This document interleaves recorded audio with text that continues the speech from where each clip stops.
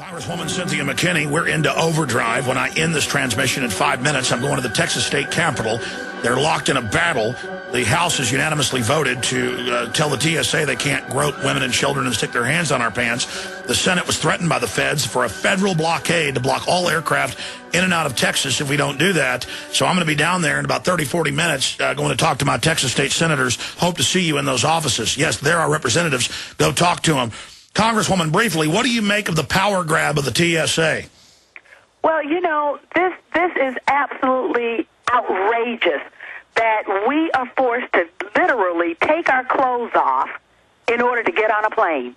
And now Chuck Schumer tells us that we have to take our clothes off or be groped by strangers at bus stations and other areas of for transportation.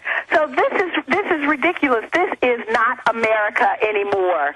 And that's what I say, when our members of Congress are so removed from the issues and the needs of average, ordinary American citizens. We need change in a real way. That's what people thought they were voting for by when they voted for President Obama. And now I think ought to be a lesson for everyone that you cannot get the kind of substantive policy change that we need by merely going to the polls and voting for the same people. I haven't seen the full Libya report, but is it true that you've now gone public with the fact that AIPAC, which is basically Israeli intelligence, came to you and said, we'll get behind you if you shift and basically bow down and sign a pledge to be a servant of Israel? Yes. I'm really surprised about this getting traction so late, because this was actually the problem that I had when I ran for the first time in Congress in 1992. A fax came over my fax machine from AIPAC, and it was a pledge, and it had like 7 points on it. And one of those points was Jerusalem's the capital city. The other one was military superiority of Israel. The other one was continued economic assistance at, whatever levels Israel requested. There were two other points. I can't remember them. And I refused to sign the pledge. I said, well, I haven't even gotten elected yet. Why don't you give me an opportunity to get into the office, let me study the issues, and then I'll see where our positions can coincide. That wasn't good enough for them. They wanted me to sign a pledge to all of those points and more before I even got into office. And then what happened is that when I refused to sign the pledge, then that's when I discovered that whether it's an environmental organization, a women's organization, a peace organization, didn't matter. Eventually, I got the question, did you sign the pledge?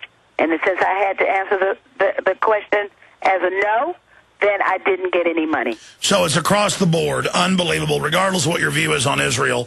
This is a foreign country manipulating what's happening inside our nation. It's all part of globalist domination. In closing, you're there. How long will you be in Libya? And how do you see this ending? Well, actually, I am about to leave so that I can prepare for a delegation, and hopefully we will be departing the USA very soon, like in the next few days, and I will have a delegation of about 15 to 20 people. So if there's anyone who is interested in going, Alex, you might want to come over here with me on one of the delegations. I would be more than happy to bring you. I don't know if I have as much courage as you do now. Yes, of course you No, do. I know. I'd go. I'm pinned down here. I know Wayne Madsen's gone over there. Well, I would think about it. Folks can check out your Twitter, your MySpace. Just put Cynthia McKinney in, and it comes up. And it'll come up. Any way you slice it, ma'am, you've got a lot of courage, and you're a straight shooter, and that's why I admire you, and you're just an amazing lady, and I wish more men in this country were like you, and we wouldn't be going into slavery under this globalist tyranny. But thank you so much for spending time with us today. Thank you, Alex, for having me. Let me say bye to you as we go to break here.